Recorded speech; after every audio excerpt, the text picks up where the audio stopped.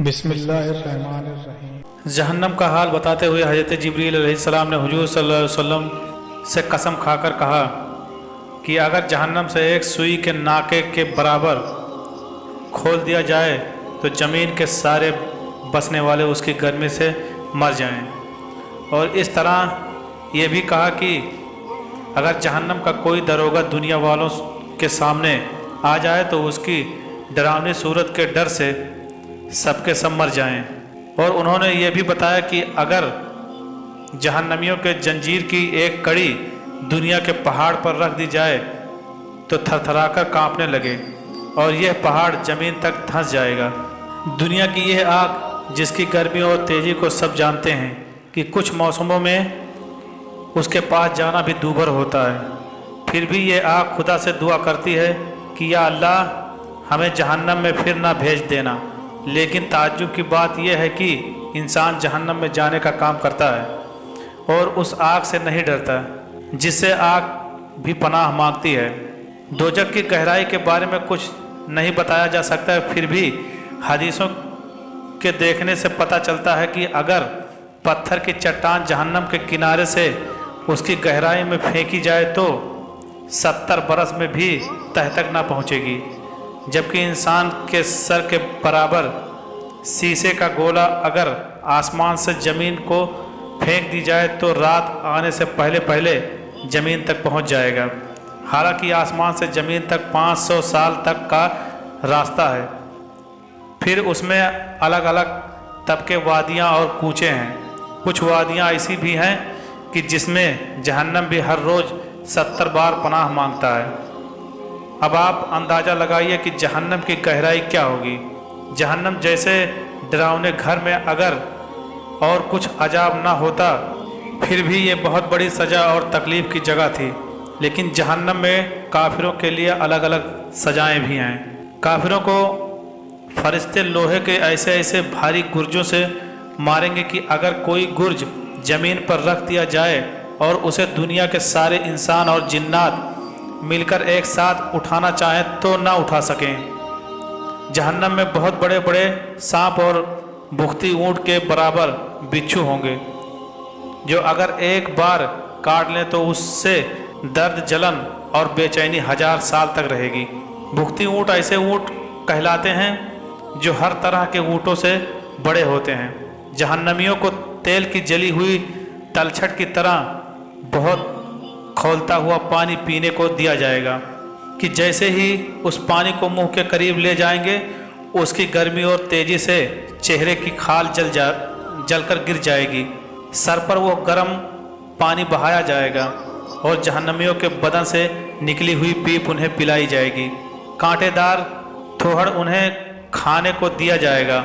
वो ऐसा होगा कि अगर उसकी एक बूंद दुनिया में आ जाए तो उसकी जलन और बदबू से सारी दुनिया का रहन सहन बर्बाद हो जाए। जहन्नमी जब थोहड़ को खाएंगे तो उनके गले में फंस जाएगा। उसे उतारने के लिए जब वो पानी मांगेंगे तो उन्हें वही पानी दिया जाएगा जिसका जिक्र पहले किया जा चुका है। वो तलछट की तरह पानी पेट में जाते ही आंतों के टुकड़े टुकड़े कर देगा और आंतें शोरबे की तरह बहकर कदमों की तरफ निकलेंगी।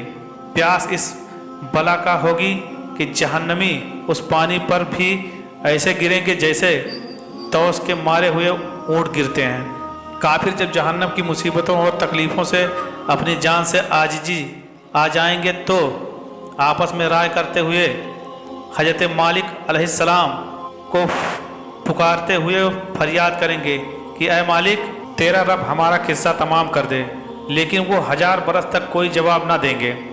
1000 साल के बाद कहेंगे कि तुम मुझसे क्या कहते हो। उससे कहो जिसकी तुमने नाफरमानी की है। फिर वो अल्लाह को उसके रहमत भरे नामों से 1000 साल तक पुकारेंगे। वो भी 1000 साल तक जवाब ना देगा। उसके बाद फरमाएगा कि दूर हो जाओ, जहन्नम में पड़े रहो, मुझसे बात ना करो। फिर ये काफिर हर तरह की भलाइयों से नाउम्मीद होकर गधे की तरह रोना और चिल्लाना शुरू करेंगे। पहले आंसू निकलेंगे और जब आंसू ख़त्म हो जाएंगे तो खून के आंसू रोएंगे। रोते रोते उनके गालों में खंदकों की तरह गड्ढे बन जाएंगे। उसके रोने से खून और पीप इतना निकलेगा कि अगर उसमें कश्तियाँ डाल दी जाएं तो वो भी चलने लगेंगी। जहन्नमियों की सूरत ऐसी बुरी होगी कि अगर कोई जहन्नमी अपनी उसी सूरत के साथ इस दुनिया में लाया जाए तो उसकी सूरत और उसकी बदबू से तमाम लोग मर जाएं, और उनका बदन इतना बड़ा कर दिया जाएगा कि उनके एक मोढ़े से दूसरे मोढ़े तक की दूरी तेज सवार के लिए 3 दिन होगी। एक एक दाढ़ ओहद पहाड़ के बराबर होगी। उनके बदन की खाल की मोटाई 42 जिरा या 42 गज की होगी। उनकी जुबानें 1-2 कोस तक मुंह से बाहर घसीटती होंगी कि लोग उन्हें रौंदते हुए चलें। बैठने की जगह इतनी होगी कि जैसे मक्के से मदीना तक, और वो जहन्नम में मुंह सिकोड़े हुए होंगे।